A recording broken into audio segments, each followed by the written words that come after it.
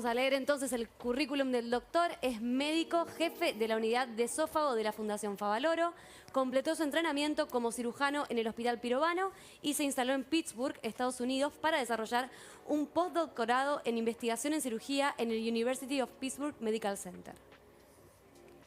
Pionero en el tratamiento del reflujo esofágico con estimulación eléctrica del esfínter esofágico interior y se convirtió en el primer cirujano en el mundo en tratar con éxito a un paciente con reflujo luego de una gastrectomía en manga.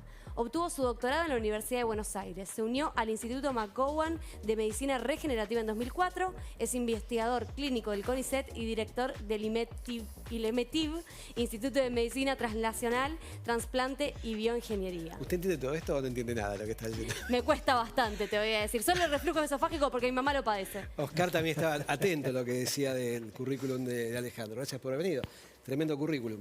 Gracias, Guillermo. Bueno, un placer tenerte acá. Reflujo gastroesofágico. ¿Es una enfermedad muy prevalente? Extremadamente, mucho más en Occidente que en Oriente, basado en la dieta que tenemos, a la que nos llevan el deseo y la publicidad. Por ejemplo, ¿qué alimentos son los alimentos? Principalmente los alimentos ricos en grasas y azúcares. Esas son las dos cosas que más contribuyen a aumentar la presión intraabdominal, a trabajar sobre la unión esófago-gástrica. La grasa puntualmente afecta orgánicamente la unión esófago-gástrica y hace que se vaya dilatando y que esa barrera que tenemos contra el reflujo se vaya venciendo, y eso lleva a que el 20% de Occidente pueda padecer reflujo. 20%, un montón. ¿Tenés De hecho, reflujo? No, pero convivo con uno que sí ¿Tenés tiene. reflujo? Sí. Sí, ¿tenés reflujo? No. No, ¿vos? No, yo sí.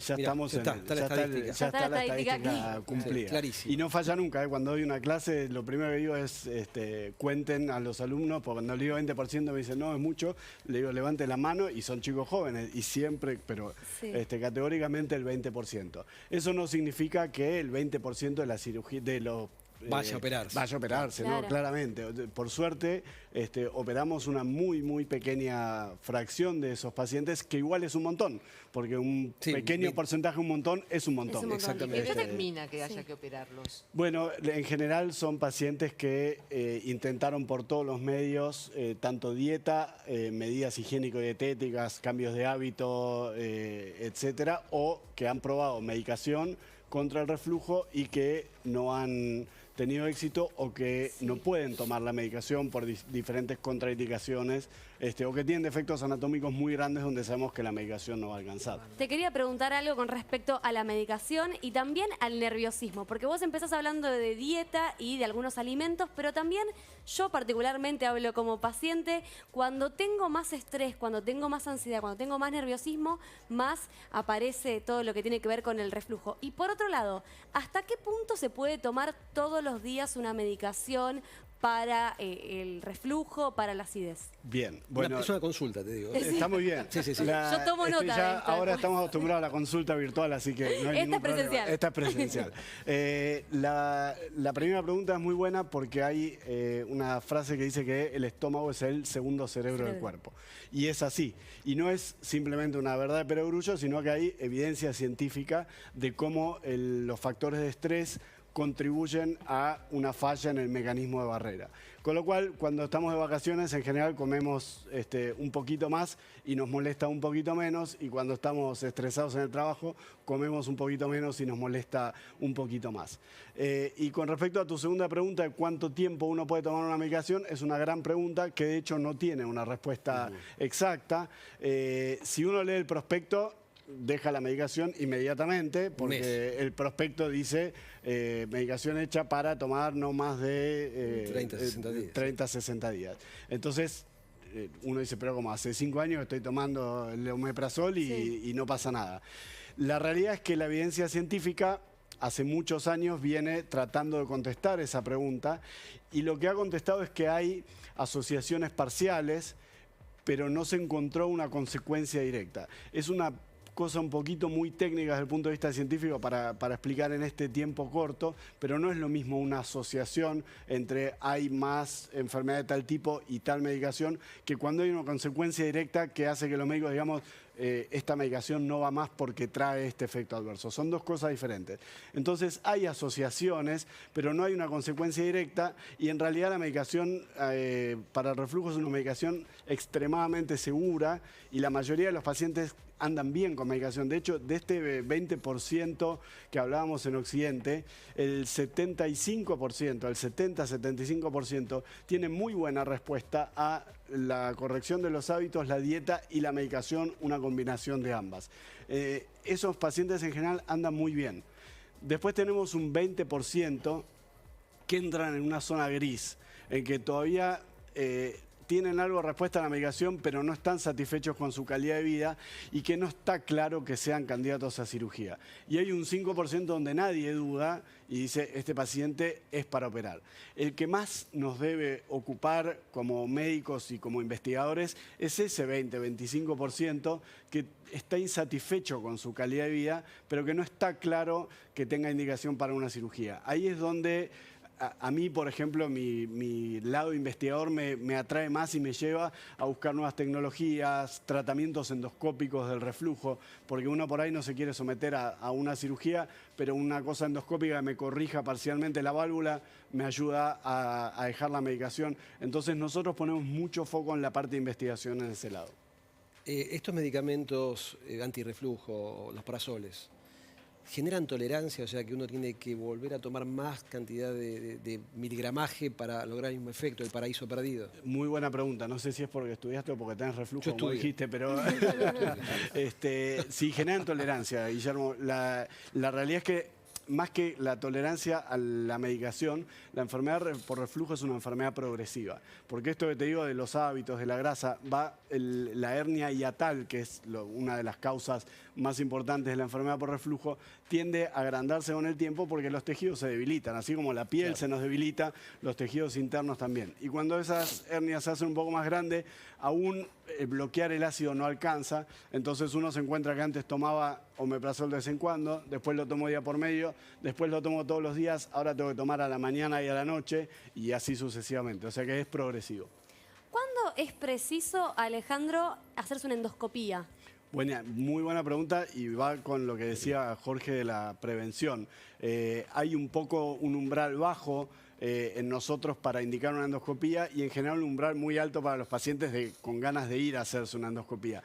La colonoscopía es como que está más internalizada porque hay mucho más comunicación alrededor de la prevención del cáncer de colon, entonces la gente es como que sabe que después de los 50, ojo que ahora es después de los 45, le toca la colonoscopía. En cambio la endoscopía es como que uno es más reticente, ¿para qué me voy a hacer una endoscopía? Y los médicos en general no lo tienen tan claro, los médicos que no hacen reflujo puntualmente. Nosotros tenemos un umbral bajo porque la detección temprana de las complicaciones del reflujo salva un montón de vidas, porque previene otras enfermedades. Entonces nosotros cuando vemos que un paciente está con reflujo y que la medicación ya la tiene que prolongar más allá de un mes porque le vuelven los síntomas, ese paciente tiene que hacerse una endoscopia. Quería preguntarle a Oscar con respecto a la situación de obesidad y reflujo, y si con la cirugía, con el bypass gástrico, se resuelve el reflujo o no. Sí. El reflujo y la obesidad son dos enfermedades que están muy asociadas. Yo te diría que hay un porcentaje altísimo de pacientes con obesidad que tienen reflujo esofágico, que tienen hernia y hiato. Y sí, es muy importante la técnica quirúrgica que uno usa para tratar a ese paciente. El bypass gástrico resuelve por completo el reflujo gastroesofágico. Evita absolutamente el reflujo gastroesofágico. Hay una de las cirugías que se usa para tratar la obesidad, que es la manga gástrica. Alejandro por allí puso en el currículum el tratamiento de un paciente con manga gástrica por reflujo gastroesofágico. La manga produce lo que se llama reflujo de novo, es decir, el paciente que no lo tiene lo genera. Y en el paciente que tiene reflujo lo empeora significativamente. Bien. Un paciente con reflujo no se debe hacer una manga de ninguna manera. Esa es por lo menos nuestra indicación de cirugía, sí un bypass gástrico. Bien. De hecho, Guillermo, gustaría que, sumando a eso, la técnica quirúrgica del bypass muchas veces se usa en pacientes no obesos para realmente frenar el reflujo en pacientes que tienen un esófago muy complicado por el reflujo. O sea que es el tratamiento, digamos, más efectivo contra el reflujo. Obviamente es una cirugía más grande que Muy grande, la cirugía claro. tradicional del reflujo, pero es muy efectiva. Recién hablabas de las causas o las comidas o los alimentos que pueden complicarlo. ¿Cuáles son los que pueden favorecer a que uno se sienta mejor? Por ejemplo, como surge la idea colectiva de que los lácteos hacen bien si uno tiene reflujo. ¿Esto es cierto? Bueno, ¿Es una creencia? es una creencia porque de hecho los lácteos tienen grasa y pueden tener azúcar. O sea que si yo tomo todo descremado y todo light, lo más probable es que lo pueda tolerar bien. Pero básicamente para la gente que se quede descremado y light es seguro contra el Alejandro, nos queda poco tiempo, contanos la cirugía cómo es. La cirugía, te cuento una que es la más común, Sí. que es la cirugía de Nissen o funduplicatura, que lo que hace es corregir esta hernia de hiato que te decía, donde el estómago se quiso ir para el tórax, nosotros lo bajamos de nuevo al abdomen y hacemos una bufanda con el mismo estómago alrededor del esófago que funciona como un tintero involcable. Me queda poco tiempo para seguir usando este ejemplo porque ya los jóvenes no entienden lo del tintero involcable, pero básicamente es ese efecto donde el esófago queda dentro de la bufanda del estómago y cuando uno se vuelca, el líquido pasa por el costado y no se va por el esófago. ¿Es laparoscópica la cirugía? Se hace mini-invasiva con 4 o 5 cortes de 1 centímetro y un solo día de internación. Cortito, quiero preguntarte algo, nos estamos quedando sin tiempo, pero es necesaria la aclaración. Después del caso de Débora Pérez Volpin, hay mucha gente que le tiene temor a hacerse una endoscopía. ¿Es seguro hacerse una endoscopía? ¿Hay riesgo de vida? Está muy bien que lo hayas traído. Hemos hablado en un montón de programas cuando fue ese hecho tan desafortunado, pero creo que es absolutamente excepcional y que no tiene nada que ver con la realidad. Es mucho más seguro, y Jorge con sus estadísticas lo puede decir, hacerse una endoscopía que cruzar la calle. Sí, sí. Dentro de esta cirugía, ¿cuál es el índice, la tasa de éxito que tiene la cirugía de Nissen? En el corto plazo es muy alto, es de 95%, básicamente todos los pacientes inicialmente andan bien.